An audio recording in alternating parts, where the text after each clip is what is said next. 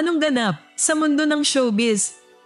Kamakailan, naging usap-usapan sa social media ang hitsura ng actress-dancer na si Yassie Pressman matapos mapansin ng ilang netizens ang tila pagbabago sa kanyang mukha sa isang TikTok video. Sa isang episode ng OG Showbiz Updates noong ika-4 ng Marso, napag-usapan ang nasabing video kung saan may ilang nagsabi na kamukha na raw ni Yassie ang Aerosmith frontman na si Steven Tyler. Ayon kay OG Diaz, posibleng naapektuhan ng ilaw at makeup ang itsura ni Yassie dahil nasa set ito ng kanyang upcoming horror film na Isolated na ididirect ni Benedict Mick at pagbibidahan din ni Joel Torre.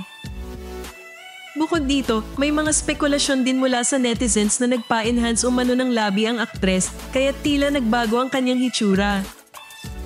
Gayunpaman, ayon kay OG, kung pagbabasehan ng ibang larawan at video ni Yassie sa kanyang social media accounts, mukhang wala namang malaking pagbabago sa kanyang itsura at maaaring epekto lamang ito ng makeup at lighting sa nasabing TikTok video. Ano sa tingin mo, nagbago nga ba talaga ang hitsura ni Yassie Pressman o epekto lang ito ng makeup at lighting?